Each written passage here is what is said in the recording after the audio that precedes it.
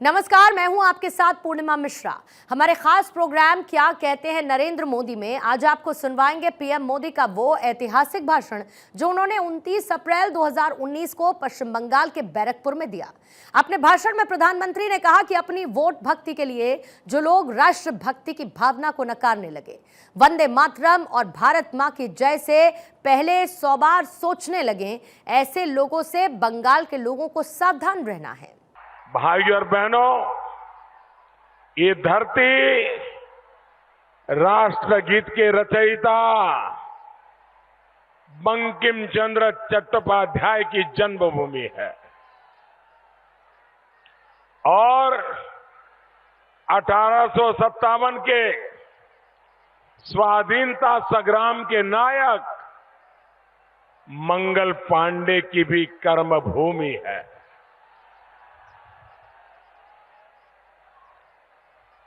भारत के राष्ट्रवाद की इस प्रेरणा स्थली का मैं शत शत वंदन करता हूं।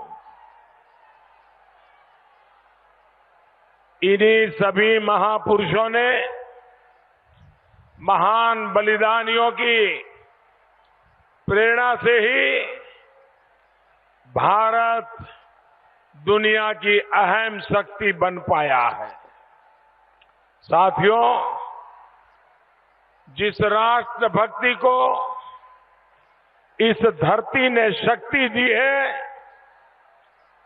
उसी राष्ट्र भक्ति को आज देश में गाली देने की एक विकृत मानसिकता, एक सनक दिख रही है।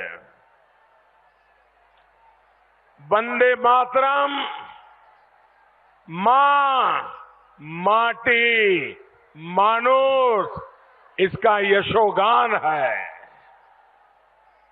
लेकिन उसी वंदे मातरम को काट दिया गया, तोड़ा मरोड़ा गया और अब दफना दिए जाने की निर्लज्ज कोशिश भी हो रही है।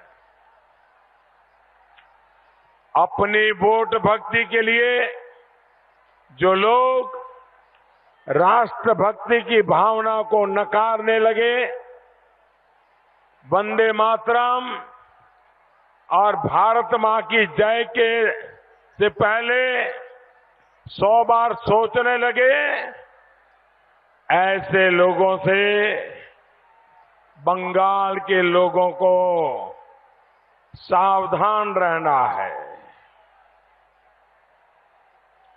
साथियों, भारतीय जनता पार्टी पश्चिम बंगाल की परंपरा को, यहां की माटी की खुशबू को अपने में संजोए हुए है। डॉक्टर श्यामा प्रसाद मुखर्जी के राष्ट्रवाद की प्रेरणा से ही हम काम कर रहे हैं। ये भी भारतीय जनता पार्टी है जिसके कार्यक्रमों में वंदे मातरम ये हमारा जीवन मंत्र है, हमारा प्रेरणा मंत्र है। तुम ही दुर्गा दश प्रहरण धारिणी, कमला कमल दल विहारिणी, वाणी विद्या दायिनी। ये मंत्र सार्वजनिक रूप से गाने की हिम्मत, सार्वजनिक तौर पर भारतीय जनता पार्टी ही इसका गान करती है। साथियों, वोट बैंक की और वंशवाद की ही जय जयकार करने वाली मानसिकता रही है, जिसकी वजह से इतने वर्षों तक आजादी के नायकों को भुला दिया गया। अब भाजपा एनडीए की सरकार वंशवाद की छाया से हमारे वीर वीरांगनाओं को बाहर निकालने का काम कर रही है। बीते 5.5 वर्षों में देश की आजादी और देश के नवनिर्माण में भूमिका निभाने वाले हर महान व्यक्तित्व का सम्मान बढ़ाने का प्रयास किया गया है। भारत माता की, भारत माता की। ये मैदान छोटा पड़ गया है, आप आगे आने की कोशिश मत कीजिए। आपका प्यार मेरे सर आंखों पर।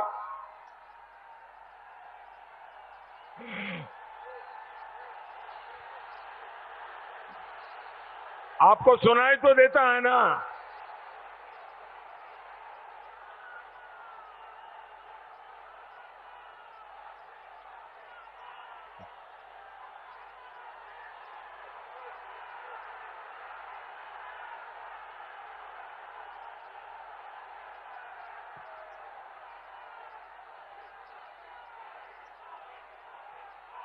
आप इतना प्यार कर रहे हो, इतना प्यार कर रहे हो।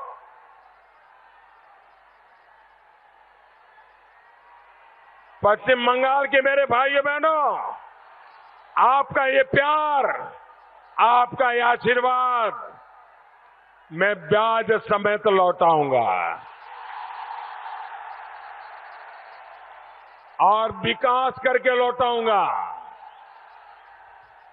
आपका एक साथी बनकर के लौटाऊंगा। भाइयों और बहनों, मेरे लिए वो पल अविस्मरणीय है जब आजाद हिंद फौज सरकार के 75 वर्ष पूरे होने पर लाल किले पर तिरंगा फहराने का सौभाग्य मिला था। नेताजी और आजाद हिंद फौज का योगदान भावी पीढ़ी तक पहुंचे, इसके लिए अब लाल किले में ही नेताजी सुभाष बाबू की यादों को समाहित किया हुआ एक क्रांति मंदिर का भी निर्माण किया गया है। मैं बंगाल के हर स्कूल कॉलेज से आग्रह करूंगा कि आप अपने स्कूल कॉलेज से टूर ले जाते हैं, दिल्ली जब जाएं तो नेताजी सुभाष बाबू के पराक्रम गाथा वाला एक क्रांति मंदिर जरूर देखिए। नेताजी के नाम से हमने एक राष्ट्रीय पुरस्कार का ऐलान किया और अभी मैं अंडमान निकोबार गया था, वहां के एक द्वीप का नामकरण भी हमारी सौभाग्य को मिला है और हमने नेताजी का नाम उसके साथ जोड़ दिया है। साथियों, नेताजी के साथ साथ आजाद हिंद फौज के दूसरे नायकों को भी हमारी सरकार ने सम्मान दिया है। इसी वर्ष गणतंत्र दिवस की परेड हुई तो ऐसे महान व्यक्तित्व भी उसमें शामिल हुए जिनको जीप में बिठाकर उनको देख करके देश का सीना गर्व से चौड़ा हो गया। आजादी के बाद इतिहास में पहली बार आजाद हिंद फौज के सेनानी गणतंत्र दिवस की परेड का हिस्सा बने। हम सभी का सौभाग्य था कि उम्र के इस पड़ाव में भी ये सभी महापुरुष हमें आशीर्वाद देने आए। साथियों, इससे पहले भी दशकों तक मान लिया भैया, मान लिया।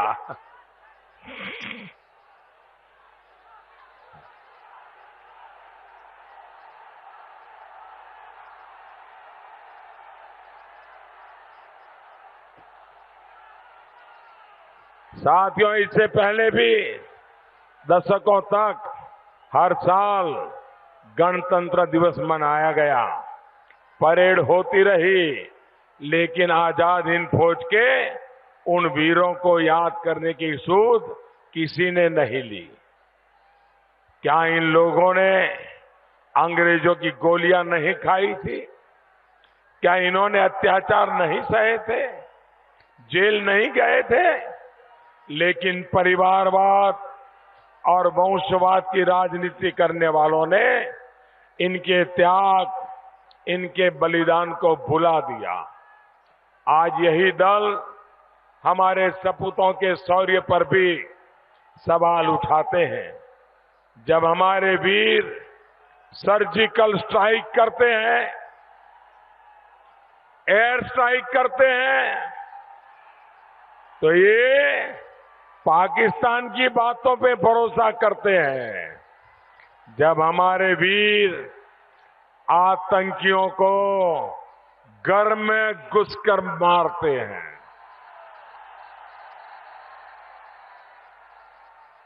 तो इतने सबूत होने के बावजूद भी इन्होंने ऐसे चश्मे पहने हैं, इनको सबूत दिखाई नहीं देते हैं। जो अपने राजनीतिक स्वार्थ के लिए आतंक के सरपरस्तों की झूठी खबरों को यहां बढ़ावा देते हैं, उन पर देश भरोसा कर सकता है क्या? भरोसा कर सकता है क्या? जो जम्मू कश्मीर में आतंकवादियों का खुला समर्थन करते हो, कहते हो कि उनका बंदूक उठाना गलत नहीं है, उन पर देश भरोसा कर सकता है क्या? कभी भी भरोसा कर सकता है क्या? ऐसे लोगों पे विश्वास किया जा सकता है क्या? जो लोग ये मानते हो कि फौज में लोग 2 वक्त की रोटी की मजबूरी में भर्ती होते हैं, जो लोग हमारे वीरों की देशभक्ति पर सवाल उठाते हैं, उन पर देश भरोसा कर सकता है क्या? कभी भी भरोसा कर सकता है क्या?